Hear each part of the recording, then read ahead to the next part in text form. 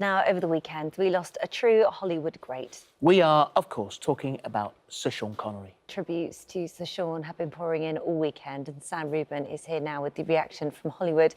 Thanks for staying with us this morning, Sam. And we hear that he had been unwell for a long time. Yes, his wife made reference to this, that he had been suffering from dementia and not living the way that he would like to have lived. She also said, though, and I think, we think of him as a hero of sorts, that he passed away peacefully, that he literally died in his sleep, wife and some family members by his side. So it's a, melancholy end to what is an absolutely remarkable, indelible career. Well, what's extraordinary is that he nearly wasn't cast as Bond at all. No, precisely right. It's very interesting here. And, we're hearing from the producers of the Bond movie, of course, Cubby Broccoli, who talked about how his wife said, Dana, that, what, you're missing the wrong guy, that, in fact, they were looking towards somebody else, but that Sean Connery not only possessed the sort of, movie star good looks, but that he also had this degree of something else. The phrase that Connery himself used, Phillip, was menace. That in other words, James Bond had to be all these things, cool and dashing, but there had to be a bit of a threat behind him, that you knew he was capable of bodily harm. And thus, it provided that sort of perfect balance. That typical phrase, women wanted to be with him and men wanted to be just like him. Mm-hmm. And there have been tributes pouring in, as I said at the beginning, none less from other fellow Bonds. Indeed, Holly, we're hearing from so many. We'll put some of these on the screen for all of us to read. But of course, people who followed in his footsteps certainly acknowledge the debt. Sir Sean Connery will be remembered as Bond and so much more. My thoughts are with his family and loved ones wherever he is. I hope there is a golf course. Of course, coming from Daniel Craig. Pierce Brosnan, Connery, you were my greatest James Bond as a boy. You were loved by the world and we missed. God bless, rest now, be at peace. And also from the producers as well. Yes, as we discussed, the fact that he made the franchise and they make the reference. Here we go. We're devastated by the news of the passing of Sir Sean Connery. He was and shall always be remembered as the original James Bond. And I don't think he is undoubtedly largely responsible for the success of the film series, and we shall be forever grateful to him. I don't think it besmirches any of the other Bonds to suggest that Connery, not only the original, but was the best Bond. Yeah, I think you're probably right, actually. But it wasn't just Bond that, was his career. It was a big part, but it definitely wasn't all of it. He won an Oscar. His career spanned for 7 decades.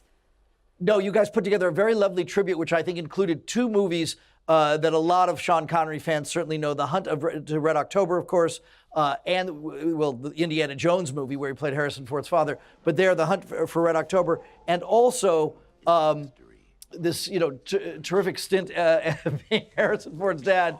And lastly, The Untouchables, and that great sequence opposite Kevin Costner where he discussed the Chicago way. And again, that idea of, not just saying lines. When you watch that Untouchables clip that the two of you showed, he meant it. That it came from sort of a deeper place. And that's the kind of thing. People talk about acting, and you'll have this conversation with Sir Anthony Hopkins, amongst others. It's an embodiment of everything. It's not just the way you look or what you say or how you move. It's all of it. And there's something, for an actor like Sean Connery, something from inside that comes out. That's the thing that you can't really define.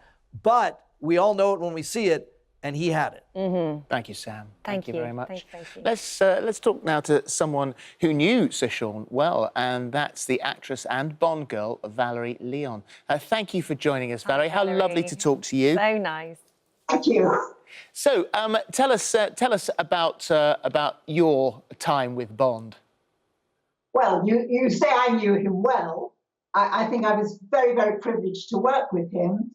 And to go to the Bahamas for Never Say Never Again.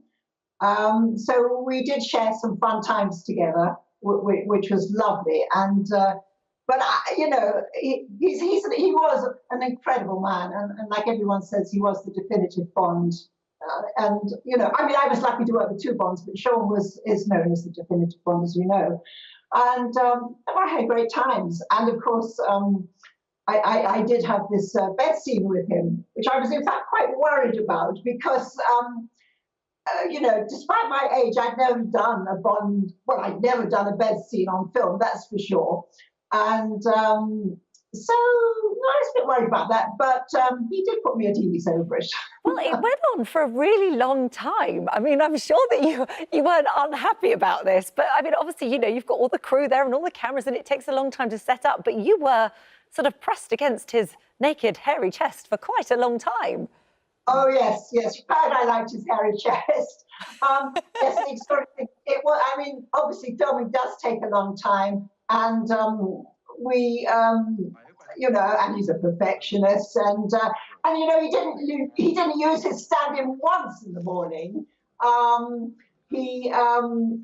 You know, well, it would have been a lie-in, but he did stay in bed all morning. However, in the afternoon, when his wife came to watch, he could not get out of bed quick enough. We know that he was a real professional. He liked everything to be done properly. So you wanted to impress him, so you actually went out for lessons. Oh, well, I paid for a couple of lessons because I knew he was a perfectionist, and I just wanted it to be right. I mean, you know, fishing, I'd never held a fishing rod in my life.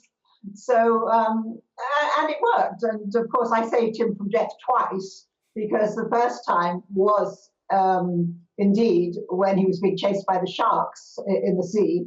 And the second time, in the hotel, he came to my room and not his room. And of course, his room was blown up. So thank goodness for you. Thank goodness for you. Do you think Do you think he put a bit of himself into the character of Bond? Was there a bit of Sean in there? Is there a bit? Yes, I would say there probably was. You know, Roger Moore used to say that Sean was the killer and he was the lover, and which is quite interesting, really. And I think that's a fair thing to say. And you agree with the Broccolis, don't you, by saying that if it weren't for him, then it probably wouldn't have been such a successful franchise? Oh, there's no question about it. I mean, Sean made Bond, and Bond made Sean. But of course, he was such an extraordinary actor. He went on to do all these amazing other parts, and he was an extraordinary man, that's for sure. And did he sign you a poster after you finished filming together? Have you still got it? Yes, I have still got it. Haven't you? You might have a copy of it. I'm not sure. Have you got a copy? There it is. Till the next time we get into bed, yes, yes. It clearly had a lasting memory for him as well, by the looks of things. Well, yes, it did. Very, very memorable. I mean, after all, you know, he was the world's greatest sex symbol, and so no wonder I was nervous about going to bed with the world's greatest sex symbol. But it was very memorable, I'm happy to say. And being a Bond girl, you say recognised throughout the world. It's extraordinary. I mean, it doesn't matter whether you have a cameo role or leading lady. Being associated with the Bond films, you are truly known all over the world. It's quite remarkable, absolutely. Well, it's lovely to talk to you, so Valerie. lovely to talk to you. Thank you. Thank you very much. Thank you.